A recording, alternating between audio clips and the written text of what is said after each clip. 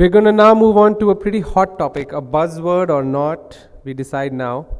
The topic is on BYOD and whether it's a race against time. Whether it is just inevitable that in a few months all of us will be implementing it, or whether it will be a few years. We have a very interesting panel for this. We have someone who's implemented BYOD, we have someone who's implemented it twice, and we have someone who's secured it, I think, multiple times. So can I please invite Mr. Amrish Deshpande? He's the Managing Director for Blue Coat Systems India. Mr. Dhananjay Rokre, he's the Global Head Information Security at Cox & Kings. He's implemented it in many countries. And we have, he's standing outside, he's a controversial CIO. Asta, can you please call Mr. Shankarsan Banerjee? We call him Shanky. He's recently switched his role from IIFL to the MD of a business unit at Accenture.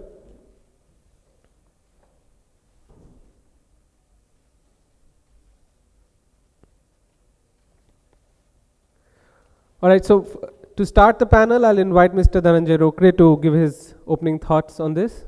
I know he'd asked me to get a printout of his slides. I'm sorry, this is all we have.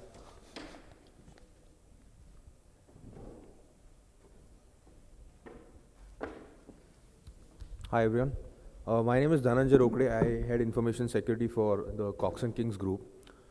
So when we began our BYOD journey, okay, in fact even before we began, the question of mobility was always asked. Okay, in India we are 6,000 people, and we being a travel company, 70% of my workforce is mobile. So mobility as such never came as an option to me. It was something that, I need to do it right now, and my CEO always, said, this should have been done last year, okay? It's just that I kept on waiting, to get the right approach first, okay, because I do not want to do it and then never be able to undo it, okay? So this is a very, very generic, presentation, what I want to share with you guys.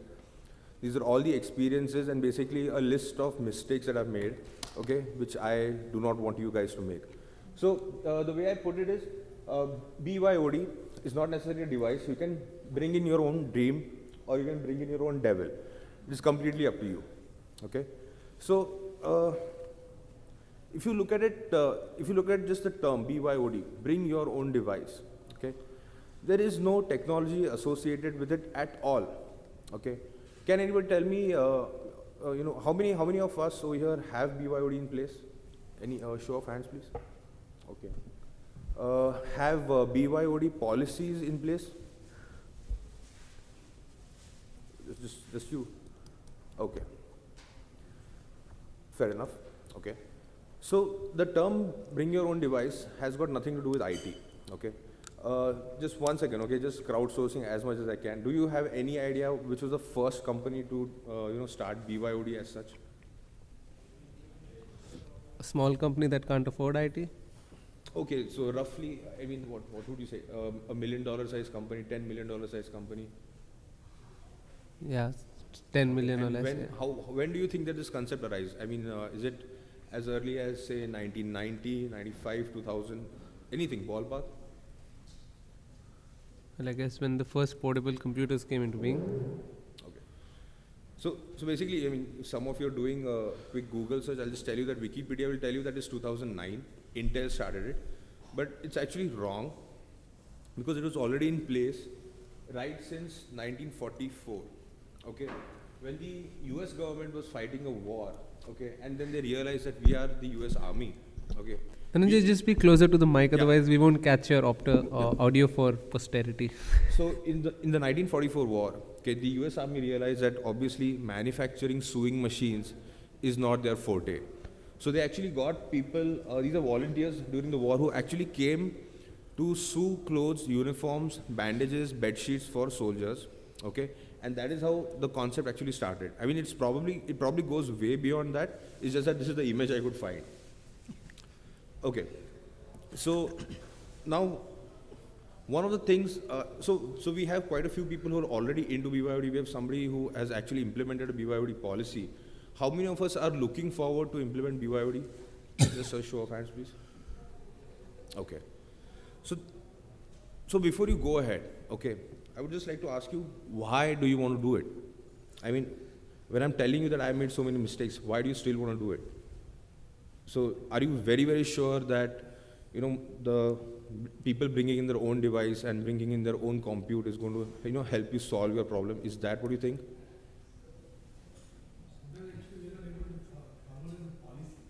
Okay. But do you think people bringing in their own device is going to help productivity?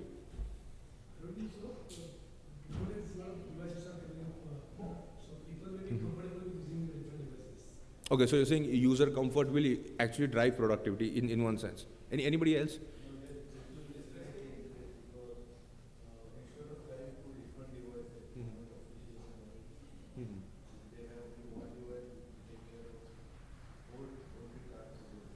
So you're saying that you know, the personal device and the official device should, you know, blend into one.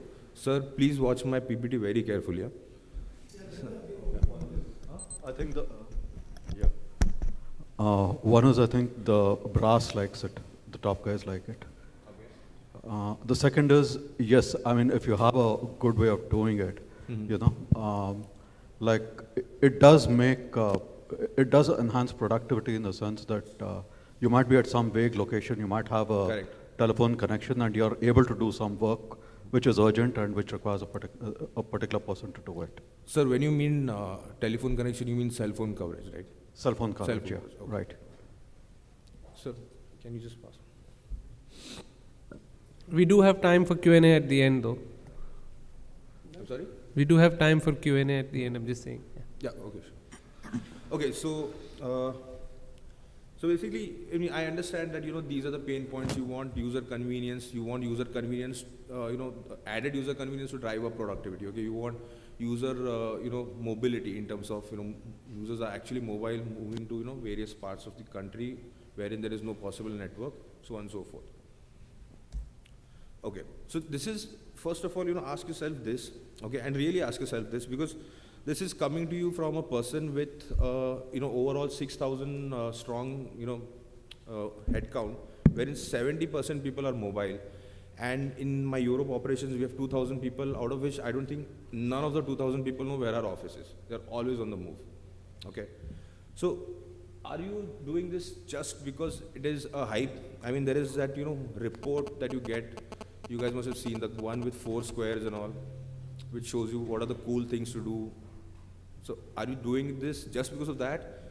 Or do you actually need it? Do your guys really need to be mobile? Do your guys really need to use their own device in your network? And then they need to take the same device back home, okay? Just a few, you know, pointers for you to make your decision.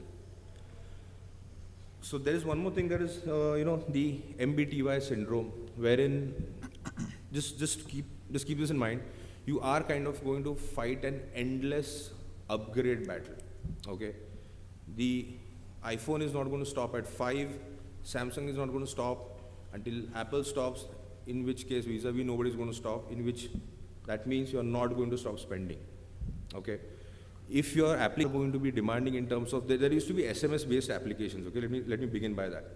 With a monochrome Nokia phone, you could just, you know, dial in a particular code and, you know, used to retrieve a particular sales number or something like that, and that application used to work. Today, you require a tremendous amount of compute on the phone itself for a lot of things to work. So this is an endless thing. Now, the reason why I put this up here is, how many people are actually comfortable with saying that, you know what, sir, this is my phone, I would like to use it for office purpose. So then there is the other part, sir, my phone is my phone, sir, you have to provide me a new phone. Okay, so there are two aspects of it. So which do you think flies in India more? Again, just very quickly, can you just tell me how many people think that the company will provide the phone is the best option? Company provided phones are the best option. And otherwise, personal use of personal phones is the best option? No, I'm saying use of personal phones for professional use within the organization. It's your phone. Do you think that makes sense? Okay. So think twice, think probably 100 times how you're going to provision cell phones or how you're going to provision devices to your employees. Okay?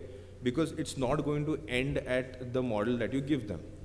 Okay, the break fix rate that we are actually running at in the travel industry is about 30 to 40%, which means I have a big box of broken iPads every month. Okay, so it's kind of that way. So you have to make sure that, you know, in terms of an ops cost, in terms of an overall turnover rate, you know, you're being careful out here. Okay, so anyways, we hit a major roadblock when we are starting to, you know, deploy BYOD in the UK. We acquired a company called Holiday Break in the UK, which is one of the world's largest travel/holiday group acquisitions. Okay. We started this sometime in August, okay, and September, October, we were not able to do literally anything because people wouldn't hand over their mobile phones, okay. And unlike Indians, okay, and I'm making this a very generic statement here, no, we really do not understand privacy, okay. Because I know that every call center guy out there knows how much salary I make and, you know, which car I drive. Okay. So we really have no respect towards that context. Abroad, it's pretty much not the same. People will not let you touch their phone for even or even give you their phone even for even 2 minutes. Yeah. So it's not going to happen. If you think that they will give their BlackBerry and, you know, you can quickly configure it in your, the BlackBerry Express server or something like that, it's not going to happen. It's not going to happen at all. They are not going to click on any registration link because they know that this guy is trying to do something, so why should I you know, go there? Okay. Indians will be completely the other way. They'll be like, okay, you know what, just do it quickly, I want to go. So it's absolutely inverse. So when I say hire employees who do not understand privacy laws, is because they really don't know what is going to happen. On your phone, you have on your phone you have personal information, which is now not going to be personal anymore. Okay, they do not understand that. Okay, so you actually need stupid people who actually appreciate and accept this kind of a thing.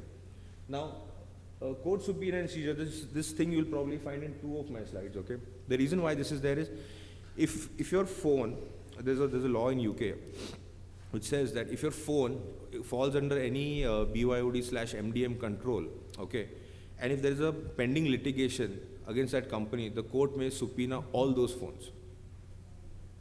Which means that if it is my phone, my personal phone, which I offered for professional use, okay, and configured an MDM on that, it is going to be seized.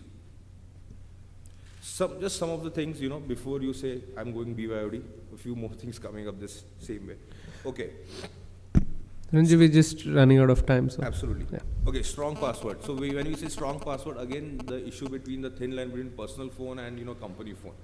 Your kid wanted to play Angry Birds on your iPad. He typed something 10, 20 times. Your phone, your iPad got, you know, it was frozen for 10 minutes. After that, again, he did something and the data was wiped. So that's it. So, you know, where are you going to maintain that, you know, balance? Okay, so very quickly, this again, just some of the challenges that we've seen here, okay. So BYOD permits the use of personal compute for professional output, okay. That should be the way you look at it. Do not look at it as, you know, giving people new cell phones is going to help, or, you know, allowing people to use their whatever, you know, devices are in my network is going to help, okay. So there's a reason why I put, will you disable the camera of my cell phone? It's the reason why I say that is because this is the level of granularity that you can get with a normal MDM / you know, BYOD solution. But do you want to go there is the thing. The cost of BYOD, again, ask yourself this, are you going to save money? Okay. Who pays for software on the phone? I have a phone, okay, wherein I have a lot of pirated games, and then, you know, you install your MDM on it. Who's responsible for that? So basically, you need a solid BYOD policy, and it has to be vetted by a legal company. When it is, you know, when you're coming so close to, you know, people's, you know, privacy issues, private rights. And finally, if you are doing BYOD on a global scale, or if you are doing on a, in various geographies, multiple geographies with multiple local laws, okay, these are some of the, questions you need to have an answer to. Okay, and that being said, I would like to, just call this close. We'll take Thank up you. the questions in the. Thank you. We will get back to the questions at the end. Sure. Yeah. So we're going to now move on from the requirement and the granular aspects that Dhananjay mentioned to the security aspect of it. As to people who've implemented, what has their experience been? I'm sure Amrish will tell us what their experience has been. And of those who are implementing, what are they worried about? Can you take us through that landscape? Sure.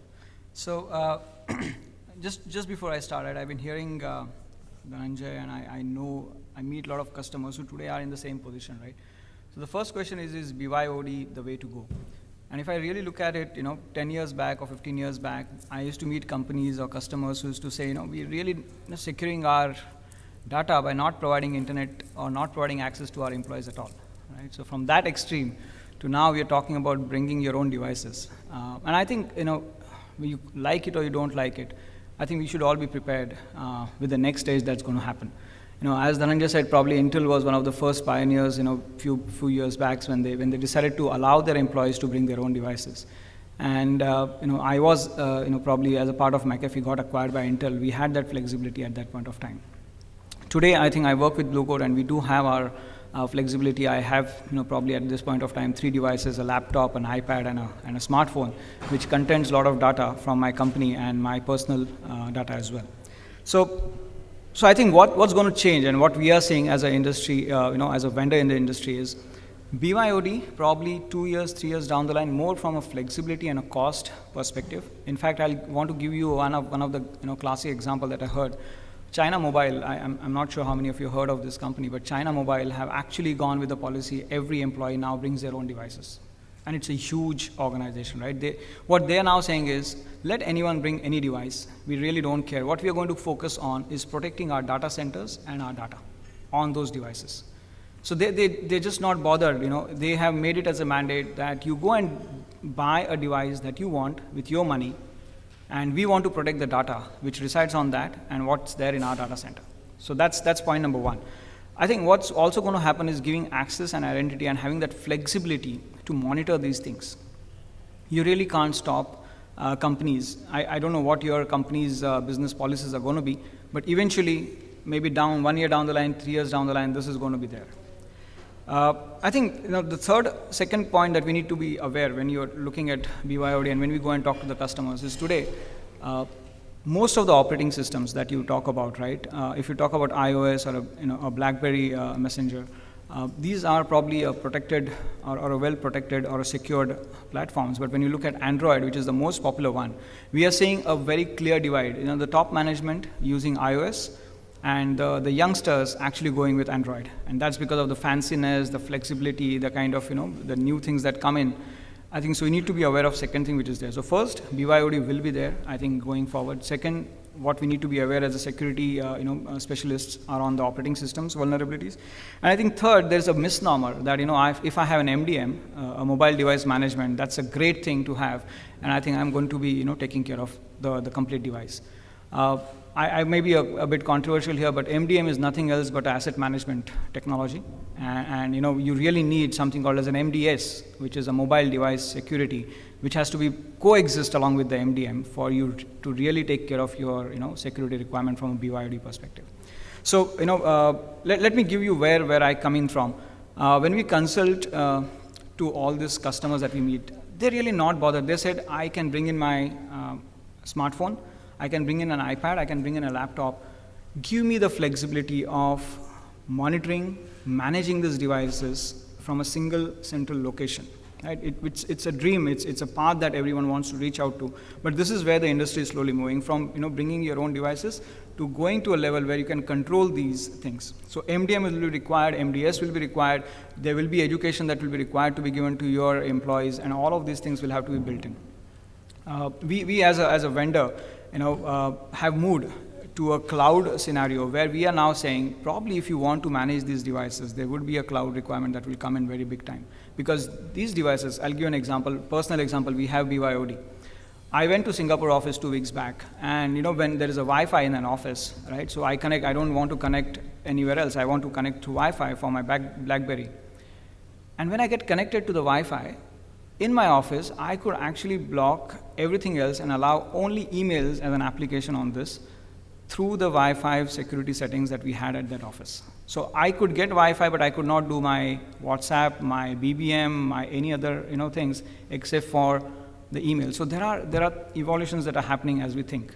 Right? A lot of companies today are allowing guests to come in. So they are not BYODs, but they are guests. So you need to think it out from a perspective of how are you going to manage devices, irrespective of your own employees bringing them in, irrespective of what operating systems they're going to have, and irrespective of what access are you going to give them.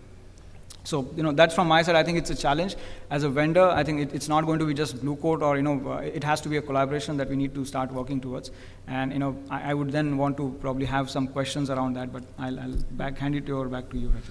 Yeah, you give it back to me and said that it's very difficult.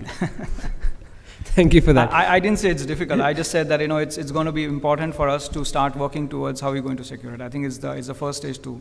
Right, thank you. That's a good starting point actually. I hope we'll have some questions, specific targeted questions where we can get into all that. But before we go there, I want to move to Shanky. He was telling me that there has been a BYOD policy in both the organizations that he's recently worked in.